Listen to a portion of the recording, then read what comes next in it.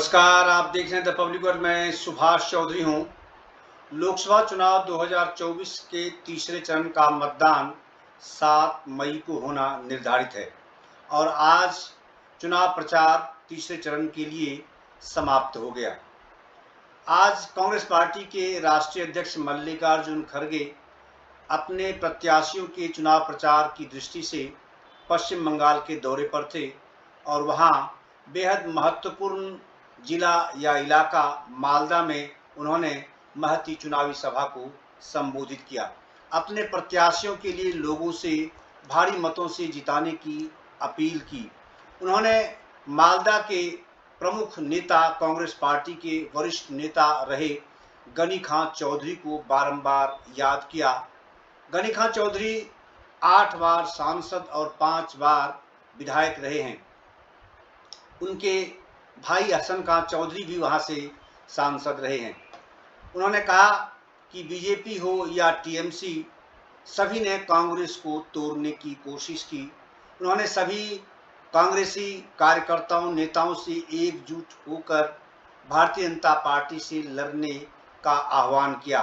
उन्होंने कहा कि संविधान खतरे में है, लोकतंत्र पर खतरा है और अगर दोबारा नरेंद्र मोदी देश का प्रधानमंत्री बना तो फिर यह बहुत बड़ी समस्या खड़ी हो जाएगी देश के लिए।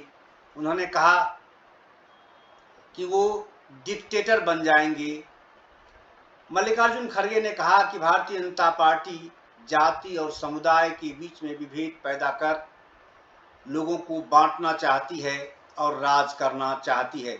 उन्होंने प्रधानमंत्री मोदी पर लगातार हमला बोला और कहा कि देश में लोकतंत्र स्थापित करने में पंडित जवाहरलाल नेहरू की अहम भूमिका है, जबकि आज लोकतंत्र को कमजोर करने में प्रधानमंत्री नरेंद्र मोदी लगे हुए हैं। उन्होंने कहा कि संविधान डॉक्टर अंबेडकर ने दिया, लेकिन आज उस पर खतरा मंडरा रहा है और अगर दोबारा प्रधानमंत्री के रूप में नरेंद्र मोदी चुने जाते हैं तो फिर संविधान खतरे में है।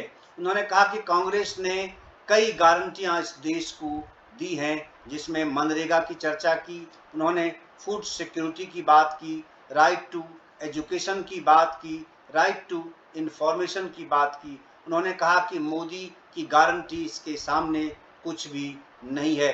कांग्रेस जो कहती है वो करती है। आइए आपको सुनवाता हूं मल्लिकार्जुन खड़गे का भाषण। उन्होंने आज मालदा में यानी पश्चिम बंगाल में क्या कुछ कहा। एक तरफ उन्होंने भारतीय जनता पार्टी की आलोचना की तो दूसरी तरफ टीएमसी जो सत्तारूढ़ दल है पश्चिम बंगाल में, ममता बनर्जी जिसकी प्रमुख हैं और मुख्यमंत्री हैं, उन पर भी उन्होंने तीखा हमला बोला। आइए सुनिए मल्लिकार्जुन खड़गे को।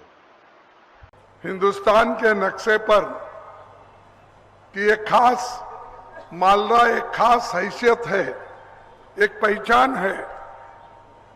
मुझे बताया गया कि ये वही मैदान है जहां कभी इंदिरा जी, राजीव जी, सोनिया जी ने आपको संबोधित किया है और मुझे खुशी है मैं इस मैदान पे आपके सामने खड़ा हूं अपने पार्टी के प्रचार के लिए। यह जगह इसीलिए भी विशेष है कि राहुल गांधी जी के भारत जोड़ो न्याय यात्रा इसी मैदान में रात्रि विश्राम किया था, वो आप लोगों से मिले भी थे। भारत के राजनीतिक इतिहास में मालदा के सुपूत एबी गनी खान चौधरी एक बहुत बड़ा योगदान उन्होंने दिया इस एरिया को। 8 बार उन्होंने सांसद रहा और 4 बार या 5 बार वो एमएलए रहे। ऐसे बड़े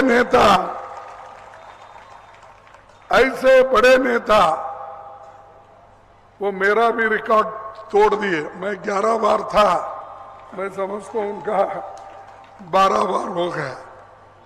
तो इतने महान नेता ये मालदा शहर से आते हैं, मालदा जिले से आते हैं।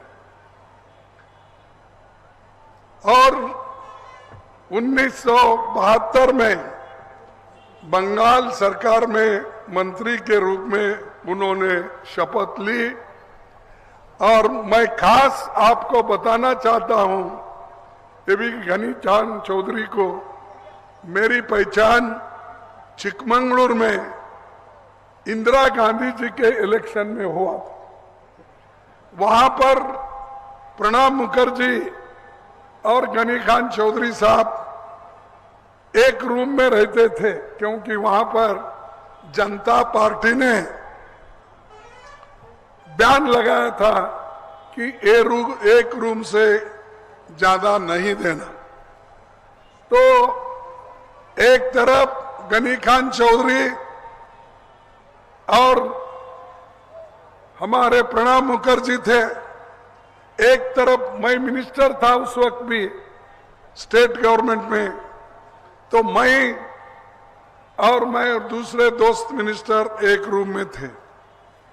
सुबह उठते ही उनकी मुलाकात होती थी। ये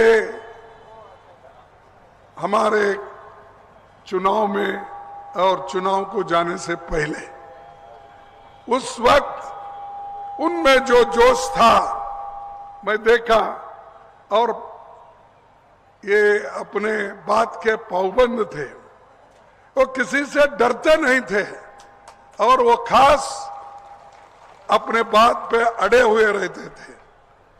चाहे वो कुछ भी हो, चाहे वो एक मुसलमान का सवाल हो, चाहे देश का सवाल हो, चाहे डेवलपमेंट का हो, वो हमेशा अड़ के बैठते थे अपने बातों पे। तो इसीलिए उनको याद करना ये भी जरूरी है कि बैंकों का जब राष्ट्रीयकरण हुआ इंदिरा गांधी जी के समय, गांव गरीब और किसानों की मदद उस वक्त चाहते थे। नेशनलाइजेशन ऑफ बैंक करने के बाद, ये उनको बरकत दादा भी कहते थे शायद, है? बरकत दादा का ही विजय था कि गांवों में नेशनलाइज्ड बैंकों की शाखाएं उन्होंने खोली और गरीबों को लोन देने का काम उन्होंने किया। तब आरएसएस और बीजेपी इसका विरोध करती थी, अफवाहें फैला करती थी कि कांग्रेस गरीबों की संपत्ति हड़प ले रही है। मालदा में इन बैंकों से ही किसानों को साहूकार के पंजे से बाहर निकाला, नहीं तो लोग, गरीब लोग साहूकार के पास जाकर एक दुप्पट हमारे इंटरेस्ट देकर पैसे लेते थे। लेकिन उससे छुटकारा अगर किसी ने किया, वो इंदिरा गांधी जी ने किया, और मालदा का शहर ए बी घनीकांत चौधरी ने किया। और केंद्र में रेलवे, सिंचाई, बिजली, कोयला मंत्री उन्होंने रहा, खुद रेलवे मिनिस्टर रहा। बरकतदा ने यहाँ के लिए बहुत कुछ काम किया, लोगों को रोजगार दिया।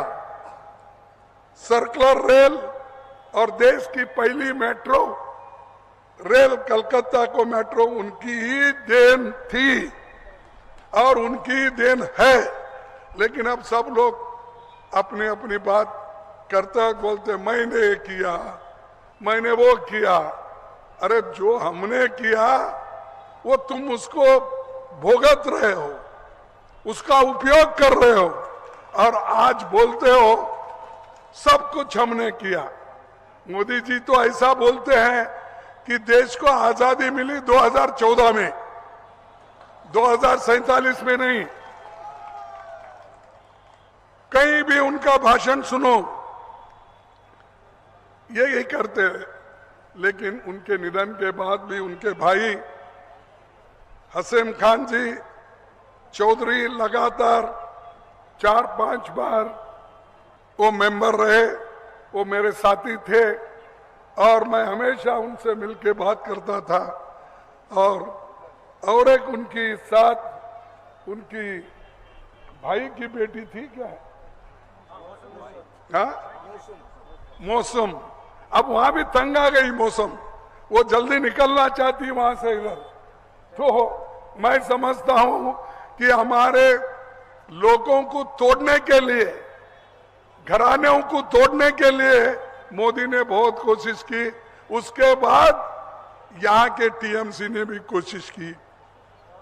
तो अब वक्त है कि कांग्रेस पार्टी एक होकर सबको सबक सिखाना चाहिए। अगर हम चुप बैठे, संविधान के तहत अगर हम अपने हकूक को हासिल नहीं कर लिए तो निश्चित रूप से इस देश में डेमोक्रेसी खत्म हो जाएगी, संविधान खत्म हो जाएगा। ये खतरे की घंटी है और एक बार अगर फिर से मोदी जी को पावर मिला तो फिर वो हुकुमशाह बनेंगे और वो बनेंगे ऑटोक्रेट बनेंगे, वो बनेंगे डिक्टेटर बनेंगे और देश को बर्बाद करेंगे, भाईचारे को खत्म करेंगे, हिंदू मुसलमान में झगड़ा लगाने की कोशिश करेंगे। कुछ भी नहीं है, लेकिन अभी भी बोलते हैं। ये जो कांग्रेस वाले हैं, देश में जो संपत्ति है वो संपत्ति को मुसलमानों को देना चाहती है, गरीबों में बांटना चाहती है। ये बात एक प्राइम मिनिस्टर होके ऐसी बातें अगर करता है तो वो क्या इस देश को हुकूमत करने के लायक है? मैं पूछता हूं, मैं किसी की निंदा नहीं करता, लेकिन आप हमारे भाई भाइयों में झगड़ा लगाना, हमारे जातियों में झगड़ा लगाना और कहना, वो क्या कहते हैं भाई यहां तो डेवलप करने के लिए बहुत कुछ है मालदा में, इंडस्ट्री का जो फूड प्रोसेसिंग यूनिट लगा सकते, लेकिन जो काम कांग्रेस ने किया, ये आने के बाद इस देश के इस मालदा के लिए, मालदा साउथ नॉर्थ या हमारे इस इलाके को उन्होंने कुछ नहीं दिया, नहीं देना ही उनका काम है। और हमेशा वो कांग्रेस को गालियां देते। मैं समझता सुबह उठते उनको खाना हजम होता या नहीं मुझे मालूम नहीं है। जब कांग्रेस को गालियां देते हैं, खाने के बाद ही वो जो उन्होंने खाना खाते हैं वो खाना हजम होता है कांग्रेस को गालियां देने के बाद। राहुल गांधी को गालियां, सोनिया गांधी जी को गालियां, नेहरू जी हमारे देश के पहले प्रधानमंत्री, इस देश में जमहूरियत को अगर किसी ने कायम की वो पंडित जवाहरलाल नेहरू जी ने की। डॉक्टर बाबा साहब अंबेडकर ने इस देश का दस्तूर लिखा, वही देश की कॉन्स्टिट्यूशन है और उसके तहत ही हमको चलना चाहिए। लेकिन मोदी जी ये करते नहीं। मोदी जी हमेशा कांग्रेस को गालियां देके वो आगे आना चाहते हैं। इतना ही नहीं, लोगों को भड़काने का काम कर रहे हैं। देखिए हमारे एक इतने हमारे गारंटी हमने दी, कब कोई गारंटी दो बोल के हमको पूछा नहीं, हमने मनरेगा की गारंटी दी, और एक साल में कम से कम 100 दिन नरेगा का काम मिलेगा। ये किसने किया? ये किसने किया? अरे जोर से बोलो, अगर तुम्हारे में दम नहीं है लड़ेंगे क्या इलेक्शन? नरेगा का काम सोनिया गांधी और मनमोहन सिंह ने किया, और गरीबों को पेट भरने के लिए, बच्चे भूखे नहीं मरना, मां खाने से तड़पना नहीं, तो उसको क्या की सोनिया गांधी और मनमोहन सिंह ने फूड सिक्योरिटी एक्ट लाया। यानी जो हमारे खाने की चीज है, राइस, वो लोगों को उन्होंने फ्री में दिया। और ये जो दिया, क्या मोदी ने ऐसा कोई कार्यक्रम पहले किया? और हमारे पार्टी के नेता राइट टू एजुकेशन, यानी पढ़ने के लिए राइट टू एजुकेशन किया। क्या ऐसा कोई काम मोदी ने किया है?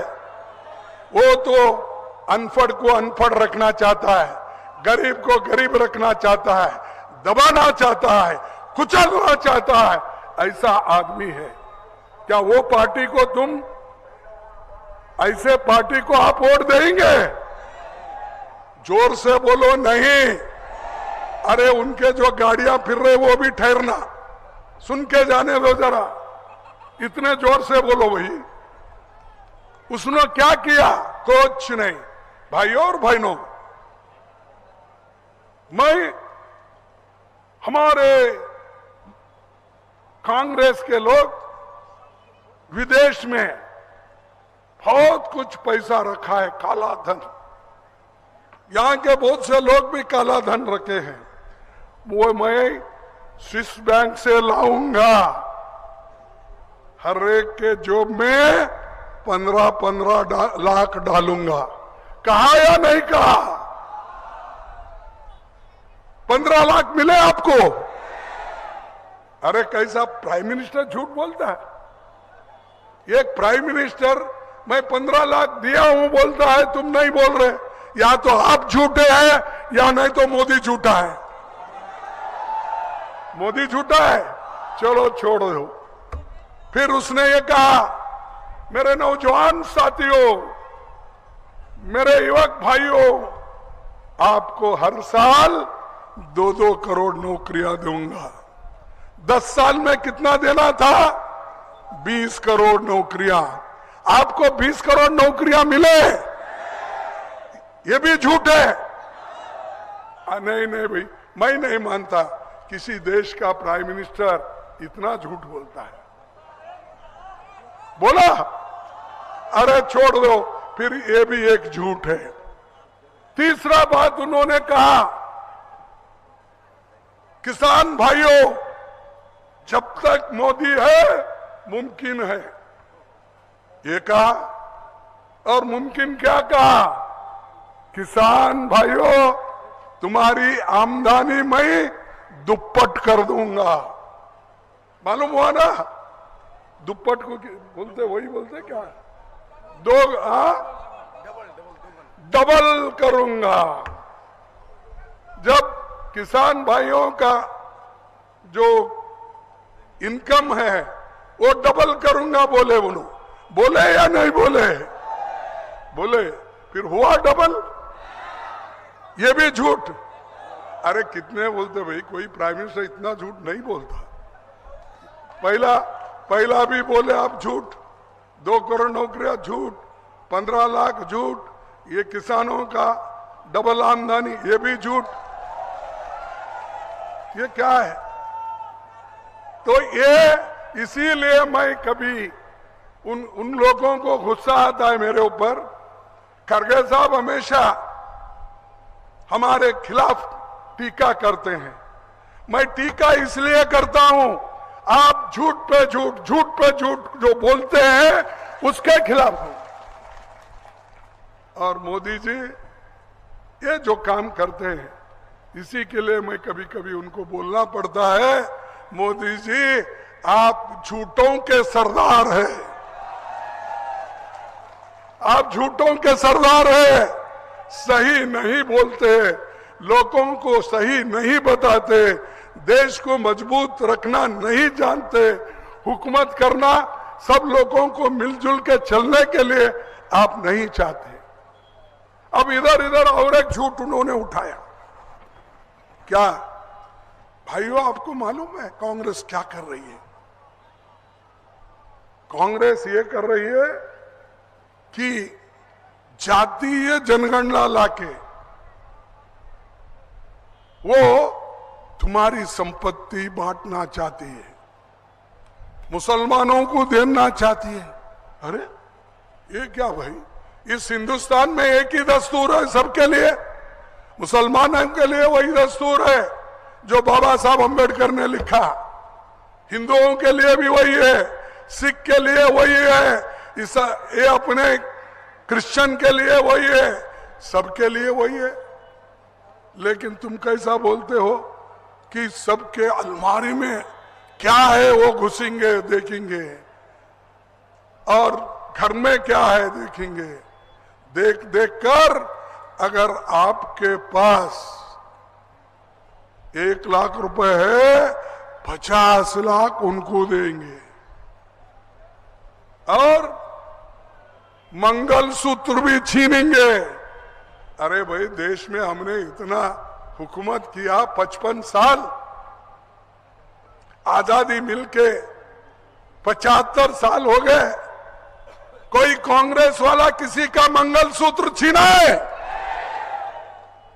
फिर मोदी क्यों बोलता है ऐसा? क्यों बोलते हैं ऐसा? झगड़ा लगाने के लिए। भाई हम आपका आदर करते हैं, आप प्राइम मिनिस्टर हैं, आपकी इज्जत करते हैं, बेइज्जती करना नहीं जानते, हम इज्जत करते हैं।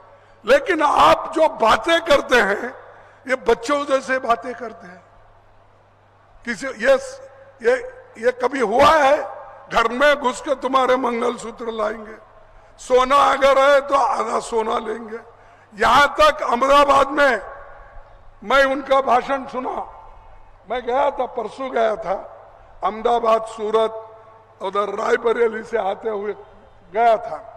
उन्होंने यहां तक गया वहां के लोगों को, भाइयों तुम कांग्रेस पे भरोसा मत करो, कांग्रेस को चुन के मत लाओ, अगर तुम्हारे घर में 2 भैंस है, 1 भैंस चुरा लेंगे, वो 1 भैंस मुसलमानों को देंगे। ये क्या बात? आप सुने नहीं, पढ़े नहीं? पढ़े तो अच्छा याद रखो। 2 भैंस है तो 1 भैंस दूसरों को देंगे। ये क्या संपत्ति डिस्ट्रीब्यूट करेंगे? अरे हमारी तो ये देश में, देश को बचाने के लिए सबको जो अच्छा करना है हमने काम किया। नेहरू जी तो देश में बड़े बड़े कारखाने खोले, बड़े बड़े डैम बनाए, इरिगेशन के प्रोजेक्ट बनाए। जिस देश में एक दाना नहीं मिलता था खाने के लिए, लोग तरसते थे, अमेरिका से ला के गेहूं लोगों को खिलाते थे। लेकिन आज हरी क्रांति होने के बाद सबको खाना मिल रहा है, यहां तक कि फूड सिक्योरिटी एक्ट के तहत हर घर जो आहार पहुंच रहा है, धान पहुंच रहा है। जिस देश में एक सुई नहीं बनती थी, उस देश में इंदिरा गांधी ने रैकेट बनाकर ऊपर छोड़ दिया। ये है हमारी कुव्वत। इस कुव्वत के साथ हम काम कर रहे देश को एक रखने का, लेकिन आप कभी एक रखने नहीं देते। या तो जाति के नाम पे आप तोड़ना चाहते हैं, या आप हिंदू मुसलमान या अछूत शेड्यूल कास्ट इनमें तोड़ना चाहते हैं।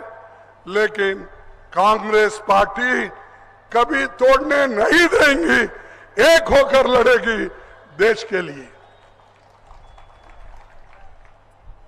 पंडित जवाहरलाल नेहरू जी ने एक बात कही थी, मैं यहां पर उसका जिक्र करता हूं। उन्होंने कहा था, देश की रक्षा, देश की उन्नति, देश की एकता, ये हम सबका राष्ट्रीय धर्म है। किसने कहा? पंडित जवाहरलाल नेहरू जी ने कहा। ये हम अलग अलग धर्म पर चले, अलग अलग प्रदेश में रहे, अलग अलग भाषा बोले, पर उससे कोई दीवार हमारे बीच खड़ी नहीं होनी चाहिए। सब लोगों को उन्नति में बराबरी का मौका मिलना चाहिए। हम नहीं चाहते कि हमारे देश में कुछ लोग बहुत बड़े अमीर और अधिकतर लोग गरीब हो। ये नेहरू जी की सपना था कि गरीब बहुत गरीब बने, अमीर और अमीर बने। अब यही हो रहा। 22 लोग जो मालदार है, उनके पास जो संपत्ति है, उनके पास जो पैसा है, ये 70 करोड़ लोग पॉपुलेशन है ना, उनके बराबर का है।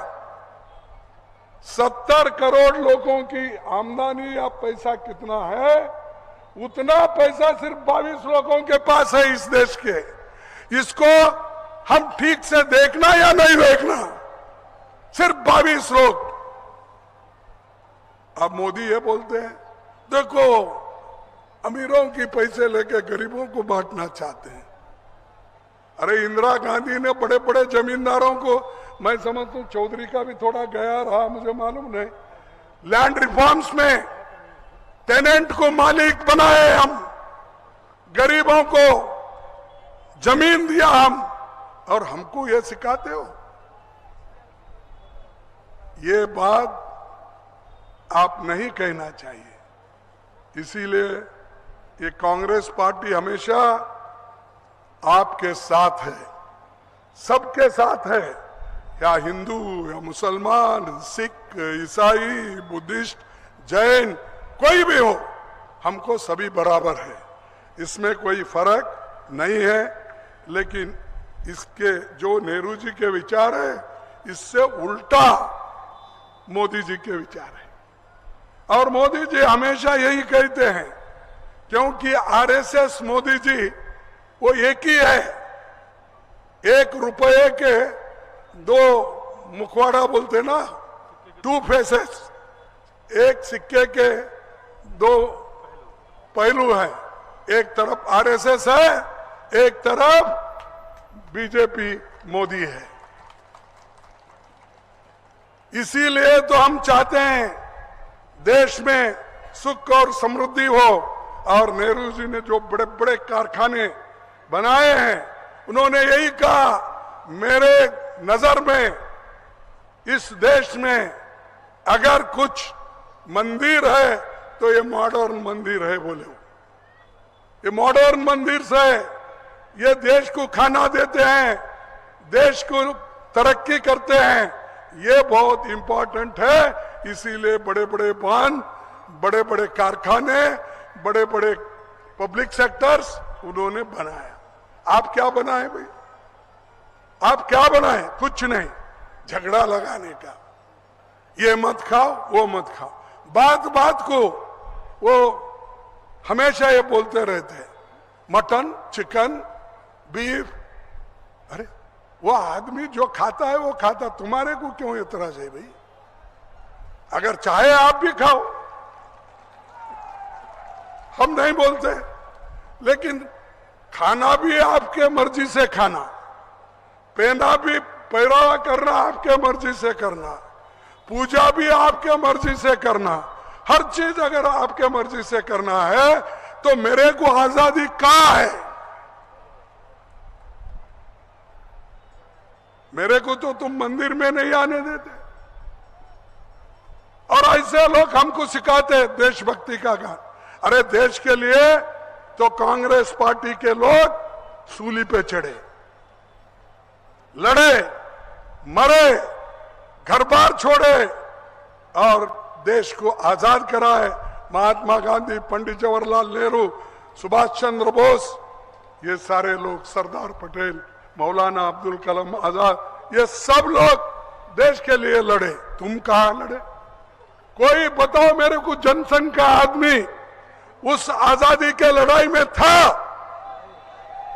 और इतना घमंड क्यों है भी तुमको? अगर आपका आदमी कुछ नहीं है, देश को मुझे बचाना है। अब यहां तक इधर इधर ये भी बोल रहे उन्होंने, राहुल जी को, शहजादे को पाकिस्तान प्राइम मिनिस्टर बनाना चाहती है। ये कभी होता है? पाकिस्तान हमको बना? अरे अगर बनाएंगे राहुल गांधी को, आप प्राइम मिनिस्टर बनाएंगे, इस देश के लोग प्राइम मिनिस्टर बनाएंगे, कांग्रेस प्राइम मिनिस्टर बनाएंगे। ऐसी झूठे बातें बोलकर, फैलाकर लोगों में भ्रम मत डालो, लोगों को भड़काओ मत। यह हेट स्पीच है। तो मैं आपसे यही कहूंगा कि ये लोग हमारे लिए बहुत खतरनाक है, क्योंकि इनकी आइडियोलॉजी अलग है, देश के लिए कुछ कर नहीं सकते, भड़काने का काम करते हैं। 45 साल में इतनी बेरोजगारी बढ़ी, उसका फिक्र उनको नहीं है, उसके बारे में नहीं बोलते। बेरोजगारी के बारे में बोले तो वो बोलते भैंस, 2 भैंस में 1 भैंस जाएगा। हम बोलते कमर तोड़ महंगाई हो गई, कुछ करो, तो वो बोलते हैं कि आपकी जमीन छीन लेंगे। अमीर गरीब की जो बढ़ती खाई है, मैं अभी कहा था, तो उसके बारे में मैं पूछे तो वो बोलते हैं कि जय कांग्रेस आई तो ये सब लूट लेके जाएंगे। और बीजेपी के भ्रष्टाचार और इसके सबसे उनकी वसूली, उन्होंने इतना पैसा वसूल किया इलेक्शन के नाम पे, इलेक्शन बॉन्ड के नाम से। क्या किया? चंदा दो, धंधा लो। क्या किया? चंदा दो, धंधा लो। तो सबके पास पैसे लिए, कॉन्ट्रैक्ट्स दिए। जो कॉन्ट्रैक्ट ज्यादा देता है उसके पास ज्यादा चंदा लिए। और ये हमको बोलते हैं कांग्रेस भ्रष्ट है। अरे भाई, हम भ्रष्ट है बोल बोल के तो तुम पावर में आए। तुम क्या कर रहे हो? तुम तो, हमारे पास जो आदमी रहता है, ये यहाँ पर किसी भी पार्टी का हो, मैं नाम नहीं लेना चाहता, चाहे वो टीएमसी हो, चाहे कांग्रेस के हो, चाहे बीआरएस के हो, चाहे टीएमसी के हो, किसके भी हो, डीएमके का हो, कोई भी हो, उसको तोड़ तोड़ के लेते हैं और कहते हैं ये कांग्रेस में, अपोजिशन पार्टी में सब भ्रष्ट लोग भरे हैं, उनको छोड़ूंगा नहीं। अबे पकड़ लेके तो आप बैठे और छोड़ूंगा नहीं बोलते। उन लोगों को मंडी पे कौन बिठा लिया? हमारे पास चौहान बोल के चीफ मिनिस्टर थे, एक्स चीफ मिनिस्टर बम्बई के, उनको सुबह डराए, शाम में वो बीजेपी में ज्वाइन हो गया और बोला, हम लोगों को आके उसने बोला, साहब बहुत तंग करे मुझे, यहां तक आ गया, मुझे सता रहे ईडी वाले, सता रहे ये अपने इनकम टैक्स वाले, सता रहे ये ईबीसी वाले, तो इसीलिए मुझे जाना पड़ता है। वो गया, वहां पर राज्यसभा मेंबर बना। ऐसे बहुत उदाहरण है। मैं समय की कमी होने से मैं ज्यादा बात नहीं करता। हमारे पास जो भ्रष्ट लोग थे, बाबा तुम उनको क्यों लिए? मैं पूछता हूं, तुम्हारे पास आते ही क्लीन हो गए, अच्छे हो गए, हरिश्चंद्र के बेटे हो गए वो। यहां तक कि नहीं, मोदी जी ये कहते हैं, हमारे पास जो लोग आए, या शाह के परसों इंटरव्यू में, हमारे पास जो लोग आए हैं, उधर जो भ्रष्ट है वो है, जो कलंकित है उनको हम एक एक करके देखेंगे। उसके बाद अगर वो कलंकित है सही तो उसको निकाल देंगे। ठीक है भाई, उससे पहले सरकार तुम्हारे हाथ में है, सब कुछ तुम्हारा। फिर वो पहले देखना था, उसको अरेस्ट करने से पहले देखना था, उसको इल्जाम लगाने से पहले देखना था। लेकिन उनके पास एक बड़ी लॉन्ड्री है। लॉन्ड्री समझते ना? नहीं, अरे वॉशिंग मशीन है उनके पास। वो लॉन्ड्री में हमारे शाह इतनी बड़ी मशीन रखी है, वॉशिंग मशीन। मैं समझता था पहले ये लोग वॉशिंग मशीन लॉन्ड्री में कपड़े धोने के लिए यूज करते, समझा, कपड़े के लिए यूज करते हैं और वो सबको अपना कपड़ा धो के देते हैं, समझा था। लेकिन यहां तो शाह अपने बीजेपी में इतना बड़ा मशीन लगाया, आदमी को भी अगर वॉशिंग मशीन में डाले वो क्लीन होके बाहर आता है। सुने आप कभी आदमी क्लीन होके आता है?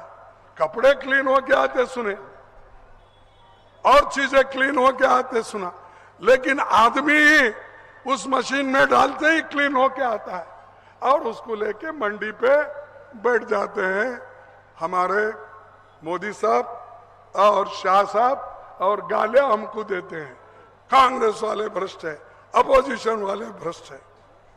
तो ये मोदी की चाल है, और जो उसने काम किया है वो लोगों के हित में नहीं है। और हमारे 5 न्याय है, 5 न्याय मोदी जी के पास कुछ नहीं है। वो बाद में बोलूंगा, मैं एक शायरी के साथ, कविता के साथ आपको बोलूंगा। उन्होंने ये कहा कि कांग्रेस वालों के पास क्या है करने के लिए, तो हमारे पास राहुल गांधी जी और हम बैठकर 5 न्याय निकाले। एक युवा न्याय, इसमें पहली नौकरी भर्ती करने का और 30 लाख वैकेंसी जो है सेंट्रल गवर्नमेंट में, उसमें वो भर्ती करने का। नारी न्याय, 1 लाख रुपए मेरे मां बहनों को हर साल जो घर की बड़ी होती है उसके लिए उसके अकाउंट में हम देंगे। कितना? 1 लाख। उसके बाद में हर जगह हॉस्टल्स महिला के लिए खोलेंगे। किसान न्याय, ये सही दाम किसानों को देंगे, कर्ज माफ करेंगे, बीमा भुगतान हम 30 दिन में देंगे। ये सारी चीजें हमारी है। और एक श्रमिक न्याय, जिसमें 400 कम से कम नरेगा स्कीम में हम मिनिमम वेजेस देंगे, और शहरी रोजगार गारंटी हम देंगे।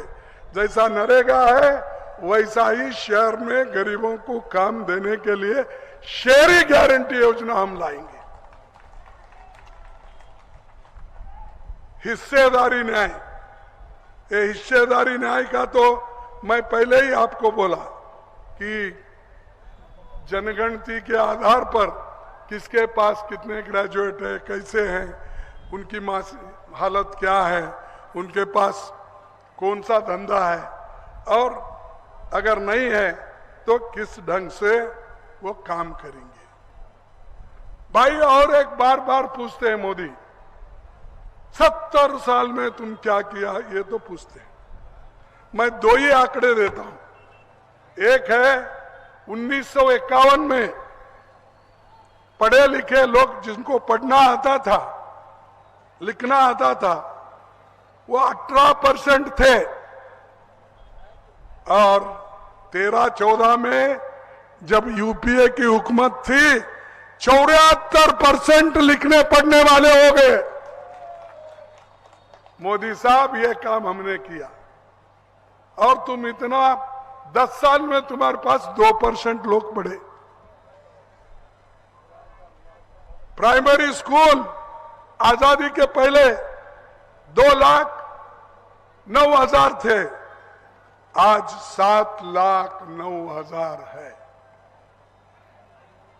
ये सब इतने बड़े बड़े काम हमने की और लोगों को हमने विद्या से जोड़ा और सबको कुछ ना कुछ हमने दिया। इसीलिए आप गलती से भी, यहां बैठे हुए कांग्रेस के लोग ज्यादा है, मैं जो उधर इधर सुन रहे हैं बीजेपी के लोग, टीएमसी के लोग, उनको कहता हूं, भाई तुम्हारा वोट वेस्ट मत करो। तुम ना हुकूमत सेंटर में बनाएंगे या नहीं। हमारी पार्टी तो ऑल इंडिया है, कन्याकुमारी से लेकर कश्मीर तक है, बंगाल से लेकर गुजरात तक है। ये कांग्रेस पार्टी है। बाकी के पार्टियां यहां है, वहां नहीं, वहां है, यहां नहीं। करोड़ों वोटर्स हमारे पीछे हैं, फिर भी हमको डराने की कोशिश करते हो। तो इसलिए ये लोग बोलते हमेशा देश खतरे में है, उसमें खतरे में है। तो मोदी जी को मैं एक, या आरएसएस मोदी जी, बीजेपी, कुछ भी बोलो, आखिरी में मैं ये सुनाना चाहता हूं, न कोई राज खतरे में है, न कोई राज खतरे में, न हिंदुस्तान खतरे में। न कोई राज खतरे में, न हिंदुस्तान खतरे में। हमको तो लगता है कि सुल्तान खतरे में है। सुल्तान बोले तो समझे ना? हाँ, हमको लगता है कि सुल्तान खतरे में है। न कोई धर्म खतरे में, न ही ईमान खतरे में। न कोई धर्म खतरे में, न ही ईमान खतरे में। सियासत में पड़े हैं सारे बेईमान खतरे में। सियासत में पड़े हुए बोले तो हम भी है, उसमें मत गिनो। ये मोदी के लिए बोल रहा हूं मैं, बेईमानी। सियासत में पड़े हैं सारे बेईमान खतरे में। सच पूछियो दोस्तों, सच पूछिए तो एक बस इंसान खतरे में है। सच पूछिए तो एक बस इंसान खतरे में है। इंसानियत की पड़ गई पहचान खतरे में है। इंसानियत की पड़ गई पहचान खतरे में है। इसकी वजह से धरती आसमान खतरे में है। इसकी वजह से धरती और आसमान खतरे में है। कोई कोयला खींच ले रहा है, कोई वो माइंस खींच ले रहा है, कुछ ना कुछ धरती को तंग और तबाह कर रहा है। चुनावी चाल है जो सबको आपस में लड़ाते हैं। चुनावी चाल है जो सबको आपस में लड़ाते हैं। नहीं है राम खतरे में, नहीं है राम खतरे में, और न रहमान खतरे में।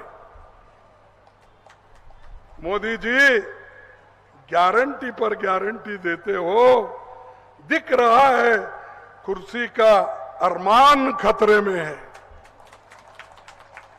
उनकी कुर्सी हिल रही है, इसलिए वो खतरे में है, हम नहीं। हम तो आपको जो गारंटी दे वो पुख्ता करके देते हैं। जो बोले नहीं बगैर हम करके देते हैं। नरेगा का स्कीम, पढ़ने का स्कीम, लेबर का स्कीम, सारे काम हम करते हैं, लेकिन कभी बोले नहीं।